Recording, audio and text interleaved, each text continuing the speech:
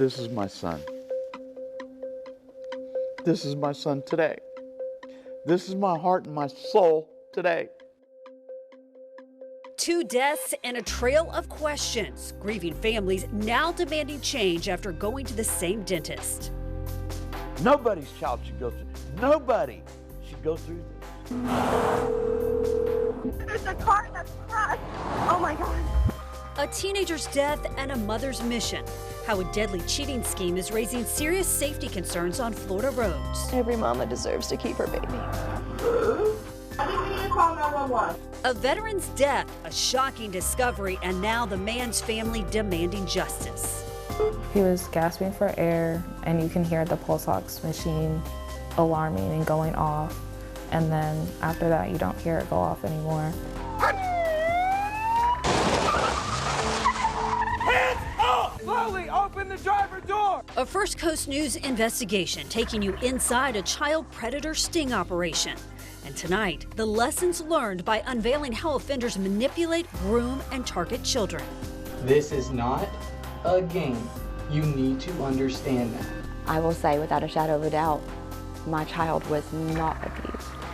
A doctor's resignation amid scrutiny over her handling of child abuse cases. Tonight, families are still battling to hold the system accountable and protect children.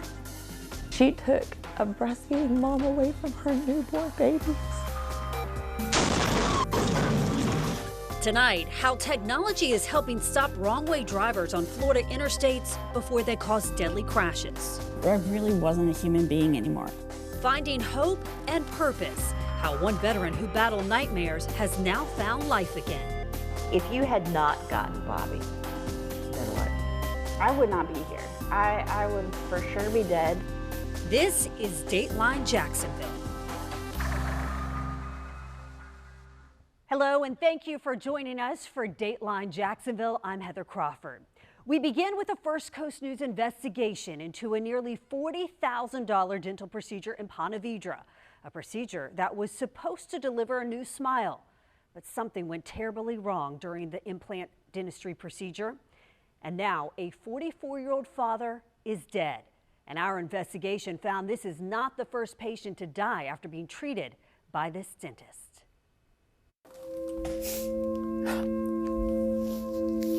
This is my son.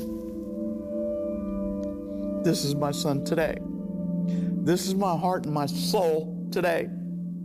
Holding his son's ashes, Roy Estes still can't believe what happened. It was inside this office building in Ponte Vedra where his son, who he says had a heart of gold and dedicated his time to helping the elderly, went to have dental implants on October 10th.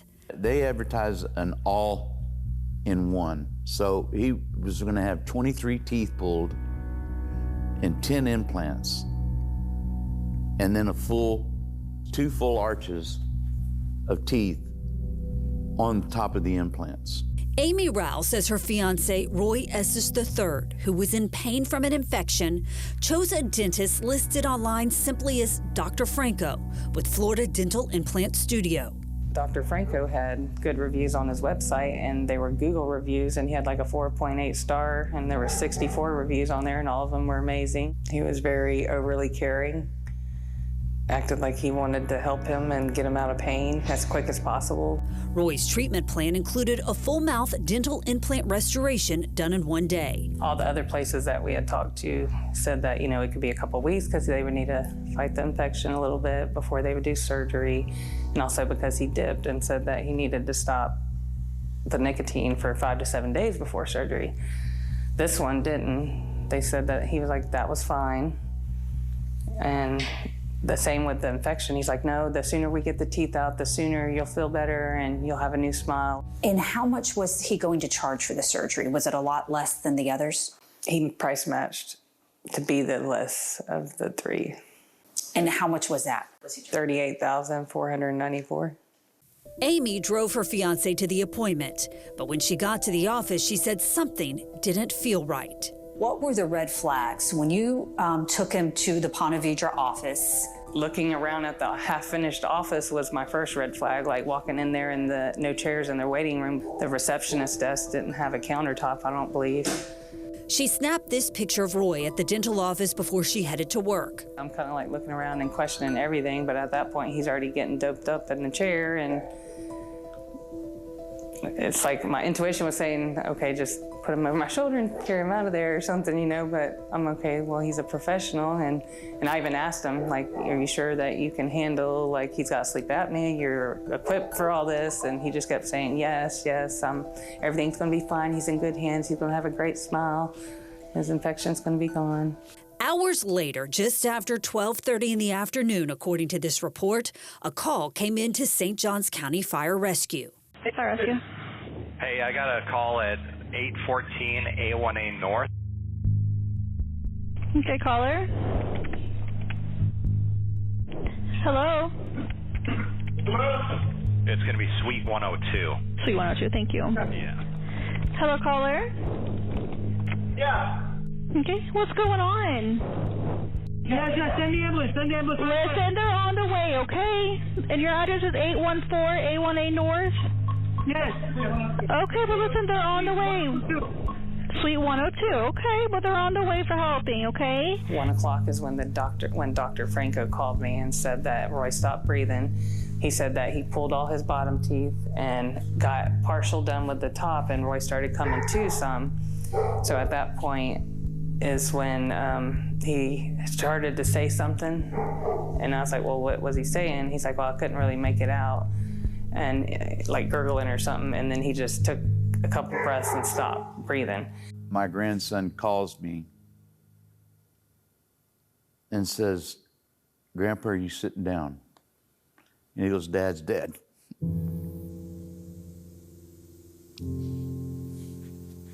And from there, Roy never made it home. His death certificate lists his place of death as the dental office. His manner and cause of death still pending. And this is your fiance who's supposed to have a same-day dental procedure. When you found out he had died, what went through your mind? All kinds of stuff. I was mad at myself for leaving him there.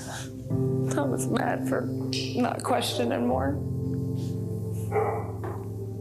I was mad at the doctor. You know, I just didn't have any answers, you know. I don't know. It wasn't until after his death that Raul and Roy's father say they learned Dr. Franco wasn't the dentist's real name. When they searched Florida Dental Implant Studio on the state's Sunbiz website, they discovered his real identity. They say his real name appears nowhere on his website, making it difficult for patients to find out about his past. he calls himself Dr. Franco. He signs off as Dr. Franco, but his real name is Francesco Sabastini. We found out later, after my son died, that there's pending action from the state because this has happened in 2023. Another person died. Colleen Kraus-Straw went to get implants from the same doctor at a different dental practice in Jacksonville in 2023. She died a few days later after complications during her dental procedure with Dr. Francesco Sebastiani. According to this administrative complaint, the Department of Health filed with the Florida Board of Dentistry. She was there for about 3 or 4 days, on a ventilator, life support. John Slade, a good friend of Colleen, says she was the former CEO of the North Florida Flight Center and donated countless flights to help transport those in need of medical care. She had a heart bigger than anything I've ever seen. According to the complaint filed in connection with Colleen's death, Dr. Sebastiani failed to treat a high-risk patient in a hospital setting, failed to maintain appropriate monitoring, and failed to attempt to stabilize her when she stopped breathing. It was a tragic loss for everybody that knew her. This past January, 9 months before Roy died, the Florida Surgeon General requested the board permanently revoke or suspend Dr. Sebastiani's license, restrict his practice, and/or fine him, reprimand him, or place him on probation. To date, no emergency actions or discipline have been taken according to the Department of Health's website, while Sebastiani formally disputes the allegations and awaits an administrative hearing. But additional allegations against him date back years. According to this federal lawsuit, Sebastiani was fired by Dental Alliance from a dentist practice in Palm Beach County in 2021 after misrepresenting himself. The Professional Dental Alliance of Florida claimed that he falsely held himself out as a specialist in oral and maxillofacial surgery during his application and interview process and to his insurers, something Sebastiani disputed. The lawsuit also claims he performed dental and oral surgery procedures requiring the administration of moderate sedation without the proper permit required by Florida law, and his former employer reported that to the state. The case was ultimately dismissed. Everything is deceptive. Everything is deceptive. The office of Dr. Franco. We are currently not available to take your call. I called Dr. Sebastiani multiple times with no response. The person you're trying to reach is not available. And visited his office twice, but was told he wasn't there and he never called me back. And I'm committed, 110%. I will do whatever I need to do to ensure that no one else's child has to go through this. Nobody's child should go through, nobody should go through this. I will do whatever.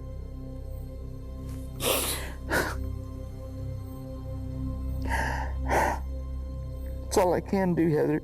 That's all I can do. His father is also calling for the laws to change. He does not think this type of oral surgery should ever be done in an office setting. That's invasive surgery. We need to reach out to our legislators, and I'm calling on our governor. I'm calling on our Surgeon General right now. I'll look you square in the eyes. I'm calling on you right now to please, please, please, let's take a look at this. It's pulling 23 teeth out of your head and then drilling your bones through your gums and putting in implants. That is invasive. We need surgery centers. Now, the Florida Department of Health says Sebastiani is challenging the allegations in the administrative complaint tied to Colleen's death. He has requested a hearing at the Division for Administrative Hearings. Sebastiani's attorney says that Sebastiani extends his sincere condolences to the Estes family for their loss. However, any implication he caused or contributed to Mr. Estes's passing is factually unsupported and misleading to the public. His statement goes on to say that the treatment provided by Dr. Sebastiani fully met all applicable standards of care, and to date, there are no medical findings showing any link to Sebastiani's treatment. It's his fingerprint. It is. It's the last thing that I have of him. 7 years after losing her son Connor, the scheme this mother is exposing that's putting unqualified truckers behind the wheel. Next on Dateline Jacksonville. Welcome back to Dateline Jacksonville. Now to a First Coast News investigation into a dangerous cheating scheme right here at home. It's putting unqualified truck drivers behind the wheel. And now Jeannie Blaylock looks at a Nassau County mother's fight to pass a national law after her son was killed in a crash on I-95. The trucker who hit him couldn't speak English, and her mission is to make sure that never happens again.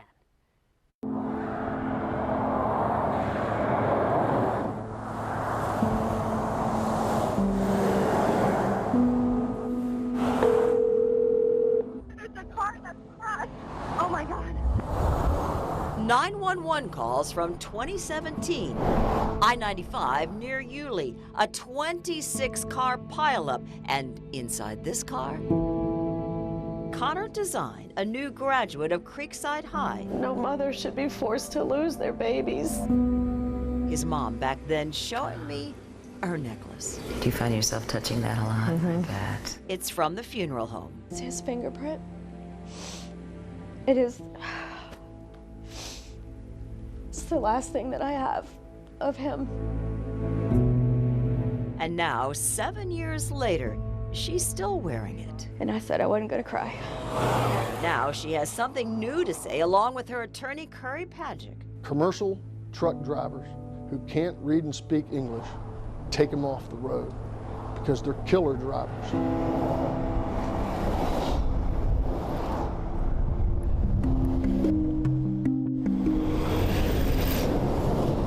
Patrick says the trucker who crashed into Connor could not read English. His name, Yadwinder Sangha. Patrick says Sangha, who speaks Punjabi, used an interpreter in his tape deposition under oath, and he admits this. I don't read English. The sign said, "Slow down, traffic stopped ahead." That message, he says, starting 6 miles back before the crash scene. And how many signs were there? At least 3. In April, President Donald Trump signed an executive order saying this. Truck drivers who can't read and can't speak English must be taken off the road immediately. But it does not solve a big issue. These global trucking companies who are bringing non-English speaking drivers from Canada, Mexico, and India, driving on our roads and exposing our children to harm. And now we have an exclusive look into a criminal investigation about just that. We've obtained documents about 5 people arrested in Jacksonville. We're showing only the face of the man already convicted. The charges? Felonies. Cheating to get their CDL, commercial driver's license to drive a truck.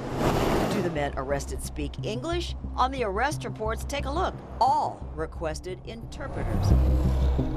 The arrests fall under the Bureau of Criminal Investigations and Intelligence from the Florida Highway Patrol. It's complex? This is a very elaborate case. It is. Sergeant Dylan Bryan with FHP says there is now an investigation statewide across Florida. Dozens and dozens of cases, he says.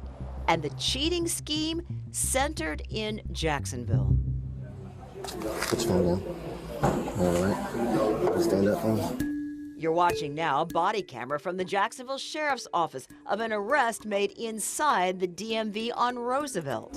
One man arrested, Vladislav Yurashik, found guilty of 2 felonies, sent to jail in April for 8 months. Brian calls him above entry level, but not the mastermind. So you're looking for the kingpin? Always. So how does FHP say this cheating scheme works? We were shocked to see the extent that they were going to. Brian calls it organized fraud. According to investigators, the men went in here, the DMV on Roosevelt, to take the CDL test to drive a truck. But they are rigged up with equipment to get their answers. And you see the actual apparatus that he's wearing. He has a chest harness that actually holds the phone. A red iPhone in the harness, and under a t-shirt, you see the hole right there? So he comes in this t-shirt with a hole cut in it. Yes. Now watch this. In a video we've obtained from the DMV, this man opening his shirt.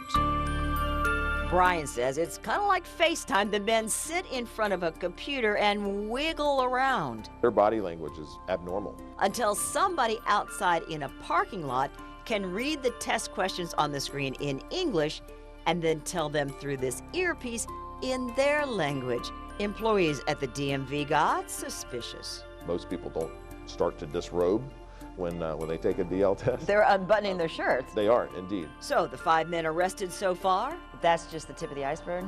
It is. This is happening all over the country. Maybe from Jacksonville we can make a difference. So what does all this mean for Connor's mom? It pisses me off.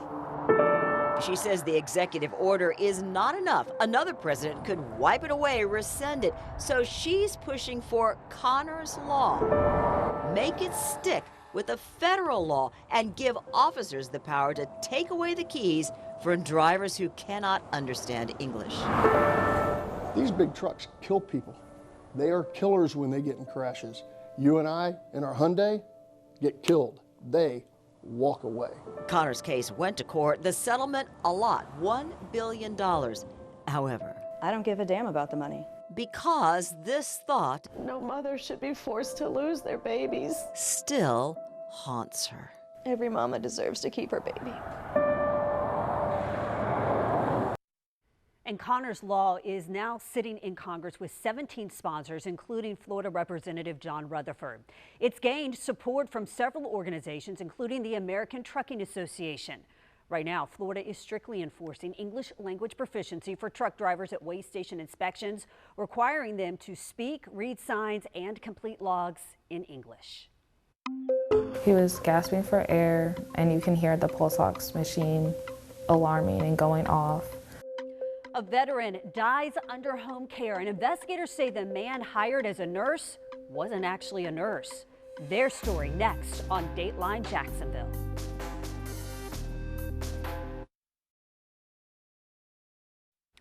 Welcome back to Dateline Jacksonville and a First Coast News investigation. They're hired to care for your loved ones, but what if the nurse in your home isn't really a nurse? A tip led us to a Clay County family who learned the caretaker in their home was not who he claimed to be. But they did not find that out until their loved one, a veteran, died.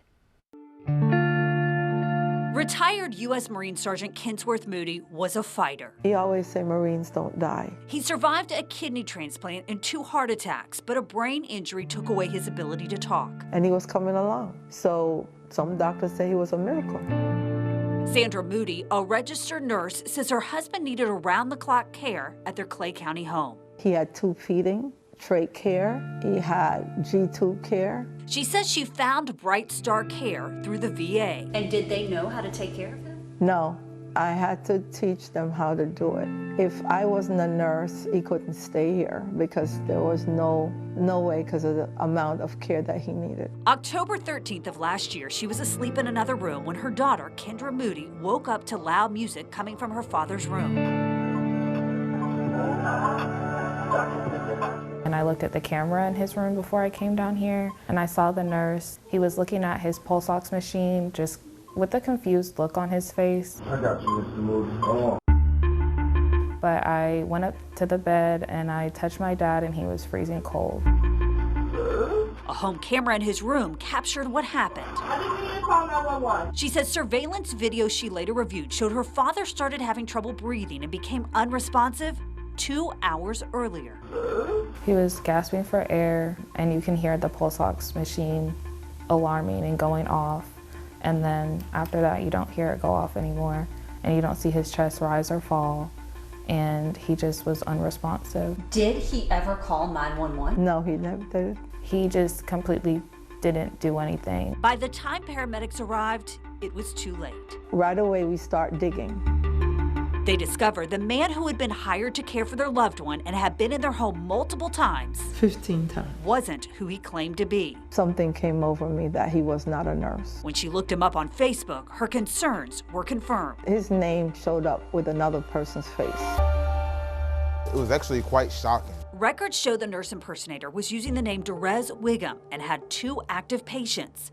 We were able to track down the real Derez, who is a licensed practical nurse. It's scary. It's scary for me, as a nurse, and probably for other nurses too. He told us he'd worked briefly for Bright Star and found out from a detective someone was pretending to be him. The individual gave them my name and information, and, said that they were me and that they were a licensed practical nurse. 11 days after Moody died, the State Agency for Healthcare Administration, known as AHCA, issued an emergency suspension order for Bright Star Care of East Jacksonville, Neptune Beach, an independently owned and operated franchise with a Jacksonville address. I just don't want him being pushed off. He was far from dying. The order says video recordings revealed an unlicensed home health aide who represented himself as a licensed practical nurse using another person's name, failed to alert Miss Moody when her husband started to show signs of respiratory distress, silenced the oxygen saturation monitor alarm, administered sugar water when his glucose monitor alerted, and after he became unresponsive, did not initiate CPR or call for help. For you to walk into a house and pretend that you're a nurse to take care of somebody who's sick, what do you expect to happen? An AHCA investigation revealed a slew of problems at the Bright Star franchise. The emergency suspension order says the customer care coordinator had a warrant for her arrest for fraud, and the director of nursing was facing criminal charges related to a shooting in Jacksonville. The order also says the company billed for services not provided and placed patient health, safety, and welfare at immediate risk. I need that this never happens to any veteran. I just want justice for my husband's death because I know he depended on me to be his voice, and I felt like I was robbed of that. Now, Bright Star Care's corporate team says its top priority is the safety and well-being of its clients. It terminated the franchise agreement. In March, the alleged fake nurse and his fiance were arrested. They now are in jail facing 16 charges, including 14 counts of practicing medicine without a license. They have pleaded not guilty and are awaiting trial. The medical examiner ruled Moody's manner of death as natural. His family is fighting to have that changed to undetermined. They're scumbags. They're the worst of our society. To prey on children for sexual acts. They're sick. They're sick. Dozens of arrests in secret online stings targeting child predators, including a suspect investigators say showed up with his own child. An exclusive look inside the operation and the warning signs every parent needs to know. That's next on Dateline Jacksonville.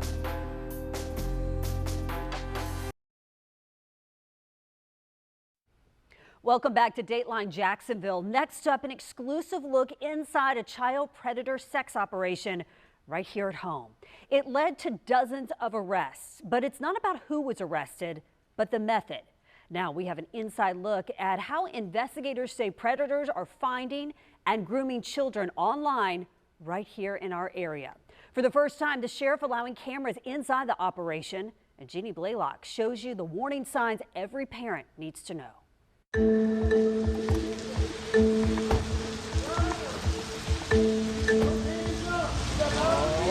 Operation Deviant Nightfall. Keep on backing up. Hey, don't turn around. Operation Stuffed Animals. They were just coming out of the woodwork, just one after the other. Hands up! Slowly open the driver door! Just in the last 2 sting operations this year, I have no idea what's going on. the Nassau County Sheriff's Office has arrested 31 men.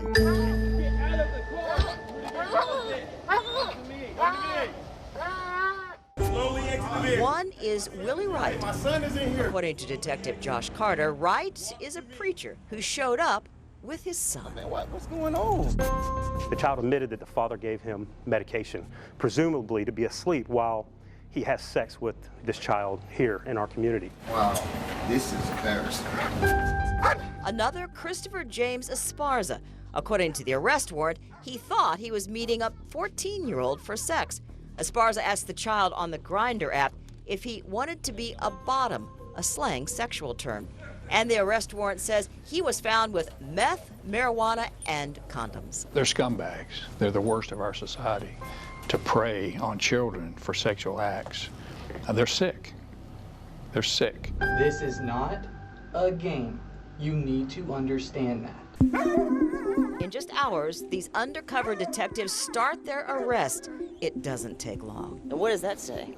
That says that there's plenty of them out there that are doing these crimes. Arrest after arrest, Detectives Carter and Charlie Lucas tell me they want parents to wake up to see how these guys get their victims. And so Sheriff Bill Lieber gives me permission. This is the first time we have. It is the first time he allows a TV reporter to come watch a sting from the inside.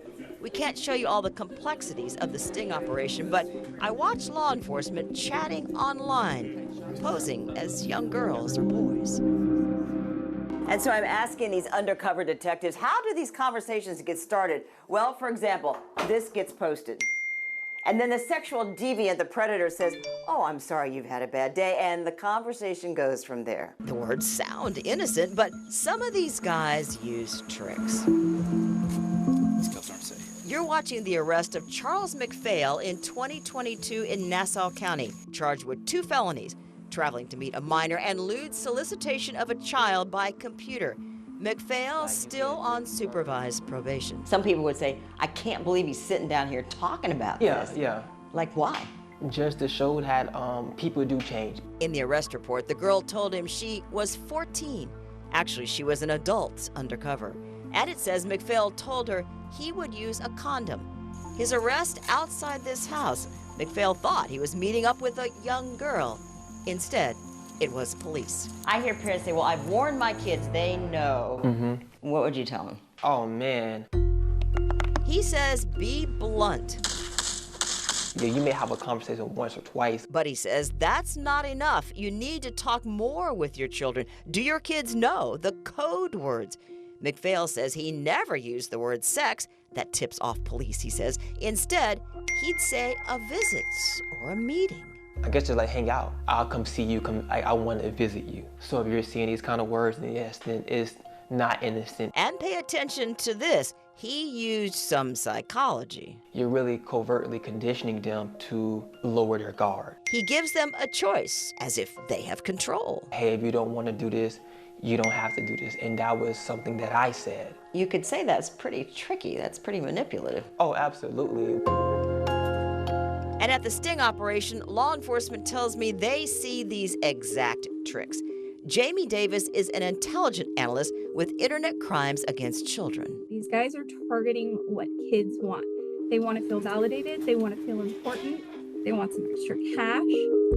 And when your child says, but this guy says nice things to me, or, oh, they said I'm more mature. No, you're an easy target. So, do your kids know the tricks? If your child is talking to strangers online, they need to stop. And do they know the schemes? In some cases, the predators give kids free alcohol, free marijuana, and then they say, if you don't have sex with me, I'll tell your parents. The kids were scared, and so, they have sex with a grown man, and 35 years old, and, they're 12, 13 years old. Detective Lucas says, come on, parents, get real. Lifelong police officer, I do not ever look at it, though it won't happen to my kid.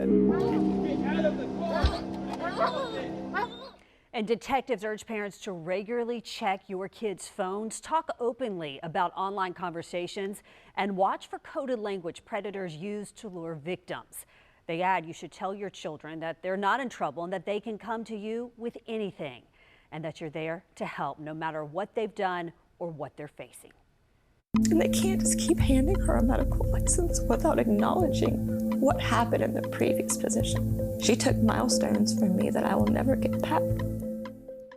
A mother finally reunited with her children after a child abuse investigation she says should have never happened. Her fight for answers and why she says other families could still be at risk. That's next on Dateline Jacksonville.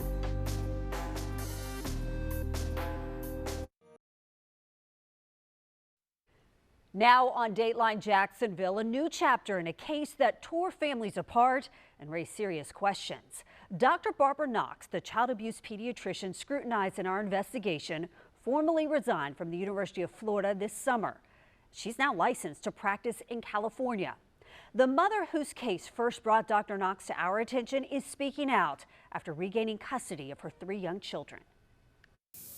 I'm very grateful to be home. I would never have made it through this without my faith. God has truly been my rock. Under the rainbow she goes. Woohoo! It's the simple moments like these that Diana Sullivan treasures the most now. Afternoons in the backyard with her 2-year-old twins and 5-year-old daughter. For 19 months, she only saw them under supervision after a 2023 emergency room visit for her baby daughter's swollen leg triggered a child abuse investigation. For our story, what I feel like stands out the most is our children are born through IVF. These children were very much wanted and prayed for.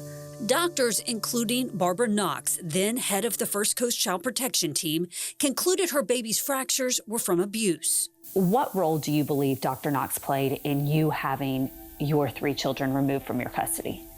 A very large role. She was a driving force behind the accusations and making everything sound much more egregious than it was. From Wisconsin to Alaska to Florida. I will say without a shadow of a doubt, my child was not abused. Families have fought back disputing Dr. Knox's findings. And they can't just keep handing her a medical license without acknowledging what happened in the previous position. She took milestones from me that I will never get back. She took a breastfeeding mom away from her newborn babies. Sullivan says her daughter's injuries were caused by a medical condition that at the time was undiagnosed. While the Division of Family and Children's Services initially sought to terminate her parental rights.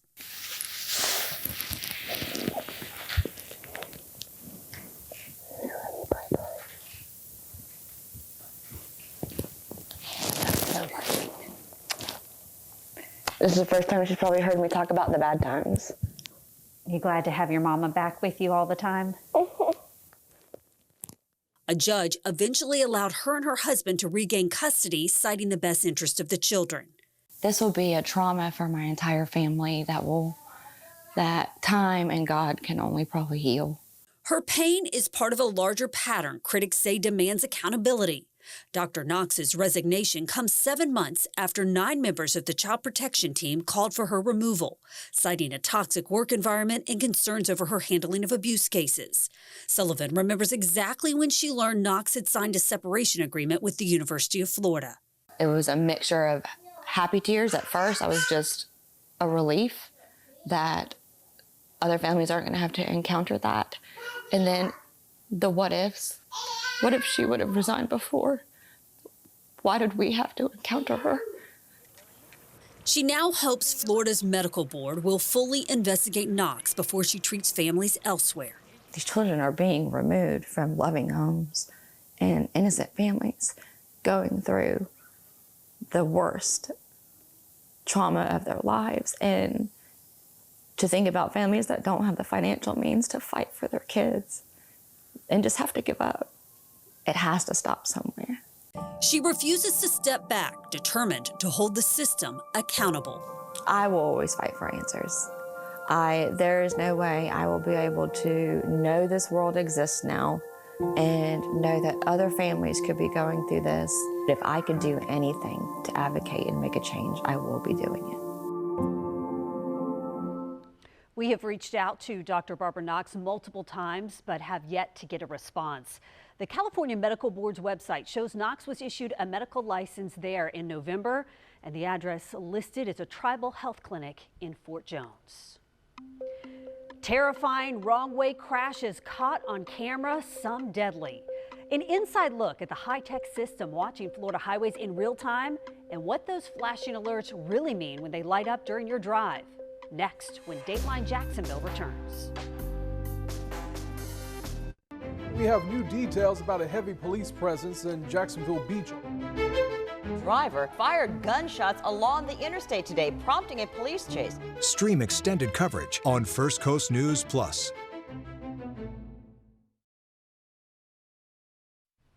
Welcome back to Dateline Jacksonville. A few months ago, driving on I-95, I saw an electronic sign flash a warning, and it said wrong way driver reported, use caution. Frankly, it was terrifying. I didn't know what to do, so I got off at the next exit. Well, now I've learned a high-tech detection system designed to stop those drivers before they crash is expanding across Northeast Florida. And when you see those alerts, take them seriously. Terrifying moments caught on camera. Cars barreling down the wrong side of Florida highways, ending in head-on collisions that could have been prevented. Some of them deadly, like this crash that killed Tampa police officer Jesse Madsen in the line of duty as he tried to protect other drivers. So this is a wrong-way driving system. We were recently invited inside the Northeast Florida Regional Transportation Management Center, where hundreds of traffic cameras and detection systems are monitored around the clock. The Florida Department of Transportation, Highway Patrol, the Jacksonville Sheriff's Office, Jacksonville Fire and Rescue, and Florida Fish and Wildlife share this space, ready to respond to anything from congestion to crashes to one of the most dangerous alerts, a wrong-way driver. So the wrong-way driving program started about 10 years ago in our sister District 7, Tampa area. And the effort was to be able to detect wrong-way drivers on interstate exit ramps and then be able to notify law enforcement and have responders ready to try to stop the vehicle. In the Northeast Florida region, it was 5 years ago we started our program. We've deployed, I believe, about 60 to 65, with another 70 due in the next few years. The detection systems are placed at hotspots, interstate ramps where wrong-way drivers are more likely. The moment a car goes the wrong way, sensors activate flashing signs and send an alert here, where cars can be monitored on these cameras. Our system will give them an alert with signs that have flashing LED to let them know, hey, you're going the wrong way. But if they continue, it's alerting this facility, and then we coordinate with Florida Highway Patrol in order to respond. You may have seen the alerts light up on overhead signs. Peter Vega with the Florida Department of Transportation says when you see the message, take it seriously. Those are triggered automatically by our system. So when we get the alert, our software and network is saying, post this message on the sign to let the motorists go in the right way, that they may be in danger. The goal? To get you to take action. The hope is that with that message, they'll do the appropriate thing, which is to slow down, pull over to the shoulder, or even stop their car away from danger, so that way, if there is a wrong-way driver continuing in their direction, hopefully there isn't an accident, but if there is, they've reduced that kinetic energy, which can lead to serious harm. So how close is that driver to you when the sign goes up? It is dependent. So in some locations in St. Johns County is a good example where the intersections are very, very far away. It can be 4 or 5 miles. In an urbanized area like Jacksonville, 1 to 2 miles. Once the danger passes, the alert is turned off. It's part of a twofold system. Alert the driver going the wrong way and alert everyone else in their path. New tracking technology is now in testing designed to follow the vehicle further up the highway. Right now, there are about 450 traffic cameras operating in the Jacksonville region. The Florida Department of Transportation says you can check live views and get alerts for crashes, construction, and wrong-way drivers using their FL 511 website or app. It started with a bowl of cereal and a war that followed her home, a veteran's battle with PTSD and addiction, and the service dog she says saved her life. Next, when Dateline Jacksonville continues. Now to a story that begins with a bowl of cereal and leads us into the darkest chapter of a young woman's life. After serving in Iraq, Becca came home to a world she couldn't bear. Nightmares took over, drugs followed, and for nearly 10 years, her life fell apart. But Jeannie Blaylock looks at the moment that changed everything. A service dog named Bobby and a program that gave Becca a reason to live. I think my go-to was Lucky Charms. Fun cereal, but it actually takes us to a terrible time in Becca's life. After her service in Iraq, the dark pit of PTSD. I remember for a long time I just lived off of cereal because it was something that I could get at the gas station. I could just run in, grab it. I wouldn't have to go into a whole grocery store with all of the colors and all of the noises and all of the people. Yeah, even colors set off anxiety, overstimulation. Why? Her brain was numbed in the deserts of Iraq. Everything is brown, everything is yellow. And with the PTSD, also the nightmares. Oftentimes I would have to change my sheets daily because I would wake up and the whole bed would be just drenched in my sweat. She wound up on drugs. It was heroin and fentanyl. And for how long? Almost 10 years. To buy the drugs, she'd steal. At one point, I was writing checks to myself from my parents' checkbook. And talking with Becca, this really hit me hard. I really wasn't a human being anymore. But now the story turns happy. At Canines for Warriors, Becca is paired up with Bobby. And this is huge. Now, I know it sounds tiny, but it's not. The very first step. Getting out of bed, number one, I would have to feed her. Bobby gave Becca a reason to live, made her responsible. And over the last 8 years, the greatest thing I've ever done is rebuild the relationship with my parents. Her mom for Mother's Day at Canines. So she cried the whole time. Aww. And now Becca has a job with the St. Johns County Sheriff, helping inmates get a life after incarceration. And yes, Bobby is always with her, leaning in for the ear rub. If you had not gotten Bobby, then what? I would not be here. I would for sure be dead, or I would be in jail or prison. Without her, there's no way I would have ever gotten any better. Becca found hope when she needed it the most, and you can learn how you can help Canines for Warriors with its mission by visiting caninesforwarriors.org. That's our time for Dateline Jacksonville. You can count on us to continue bringing you these important stories, stories that matter, stories that spark change. I'm Heather Crawford. For all of us here at First Coast News, thank you for joining us.